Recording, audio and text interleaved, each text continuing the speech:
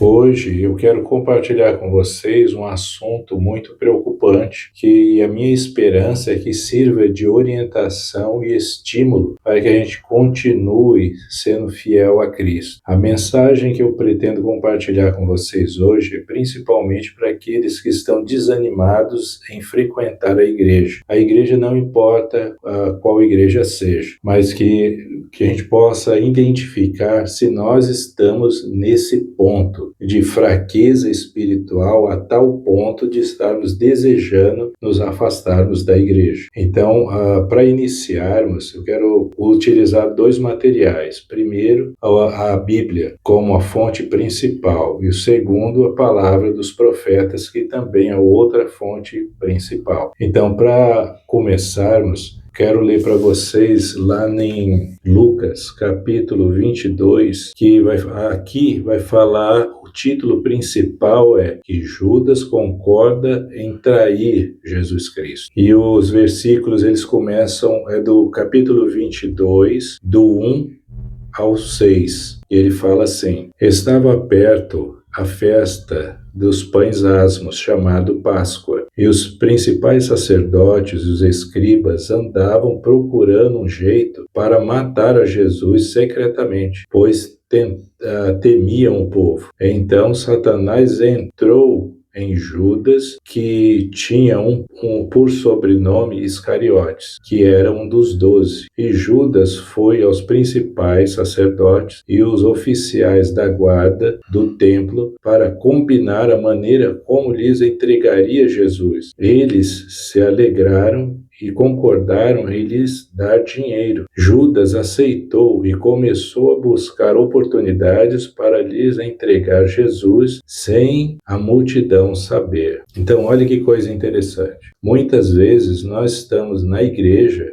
e, por incrível que pareça, a pessoa que está ao nosso lado pode ser um desses Judas, que ele está disposto, desde que te prejudique, a fazer qualquer coisa. Agora, por que essas coisas acontecem dentro da igreja que pode nos enfraquecer de querer permanecer indo para a igreja e cumprir nossas obrigações? O que as Escrituras, ela mesma aqui, ela diz e deixa muito bem claro, é que fala assim no versículo 3, ela fala assim: então Satanás entrou em Judas. Agora, por que Satanás entrou em Judas ou em qualquer outra pessoa dentro da igreja? Isso que sirva de lição para a gente, porque não é só porque nós estamos indo para a igreja que as pessoas que aparentemente são nossos irmãos, eles que podem ser o nosso inimigo. Agora, por que ele se torna inimigo? É isso que nós precisamos ficar atentos, porque as Escrituras dizem que pelos seus frutos os conhecereis. Agora, cabe a mim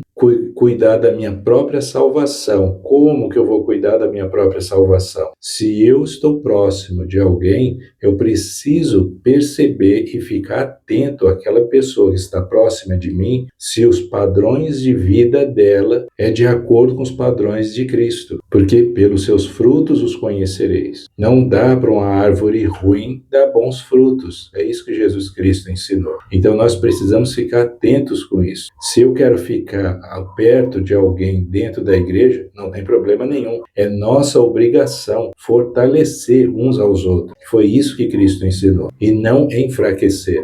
Só que cabe a mim, se eu quero ficar perto de alguém, observar qual é os frutos que aquela pessoa ela está transmitindo ou dando. Porque dependendo dos frutos, se eu perceber que são frutos dignos de confiança, então é minha responsabilidade, percebendo isso, continuar com aquela pessoa e um ajudar o outro para que juntos possamos habitar na presença de Cristo novamente. Agora, se eu ficar pensando em tudo que acontece ao meu redor, menos com aquelas pessoas que estão próximas de mim, nem estou aí, se os frutos delas são bons ou maus, aí eu vou ser contaminado. E uma fruta só, uma laranja só estragada, estraga todo o resto. Só que, o que Jesus Cristo, ele sabia dos frutos já de Judas. Só que Jesus Cristo, ele tinha uma missão a cumprir. E da mesma forma, cada um de nós tem uma missão a cumprir. Agora, qual que é a sua missão? Você está disposto a cumprir a sua missão até o fim? Ou no primeiro abalo que acontecer dentro da igreja, você é a primeira pessoa que vai sair correndo, em vez de cumprir a sua obrigação? Qual é a sua responsabilidade dentro da igreja que você frequenta agora? Porque Jesus Cristo, ele nos confia chamados, é para a gente cumprir. Eu sei que tem momentos difíceis, mas por isso que todas as igrejas nós temos líderes, para eles nos ajudarem. Então, se surgiu algum problema, vai até o seu líder e fala com ele sobre o problema, e ele vai te ajudar. A primeira solução não é desistir, mas é permanecer fiel a Cristo. Agora, só para que a gente possa compreender que o nosso desafio, ele vai ser contínuo. Se Jesus Cristo, ele passou por isso, então isso significa que eu também vou passar e todos vocês vão passar. Agora é necessário que a gente coloque Cristo em primeiro lugar. Não basta eu frequentar a igreja e dizer que eu sou seguidor de Cristo só em palavras, porque Cristo sofreu. Então isso significa que você também vai sofrer. Eu vou sofrer, todos nós vamos sofrer. Por que temos que sofrer? Porque o sofrimento ele vai fazer parte do nosso aperfeiçoamento. E não dá para que a gente volte à presença de Deus sem ser devidamente aperfeiçoados. Se os apóstolos da época de Cristo sofreram, nós também vamos sofrer.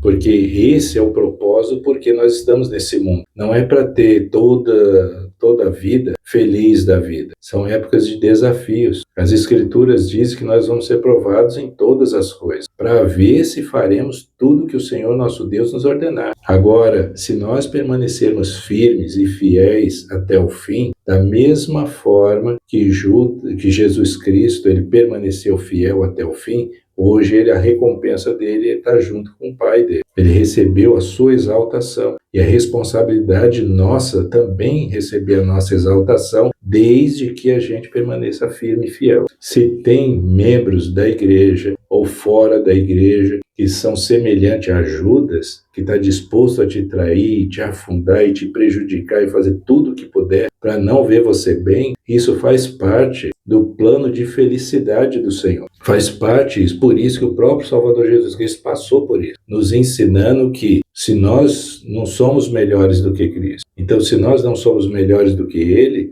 se Ele passou por isso sendo santo, quanto mais nós, sendo imperfeitos e falhos em muitas coisas, temos que passar. Mas isso tudo para o nosso benefício. Olha só o que o presidente Hinckley, ele falou em uma de suas mensagens sobre os desafios que enfrentamos na vida, só que os desafios que enfrentamos na vida, mas com a visão em Cristo. Olha o que ele disse. Não existe nada no mundo tão gratificante como uma tarefa bem feita. Não existe recompensa tão agradável quanto a que se obtém ao dominar um problema difícil. Então, olha que coisa linda. Então, é por meio dos desafios que você vai progredir, que nós vamos crescer, vamos nos aperfeiçoar e vivermos no padrão de Cristo. Só há esse meio. Quanto maior eu quero ser, mais desafio eu vou enfrentar.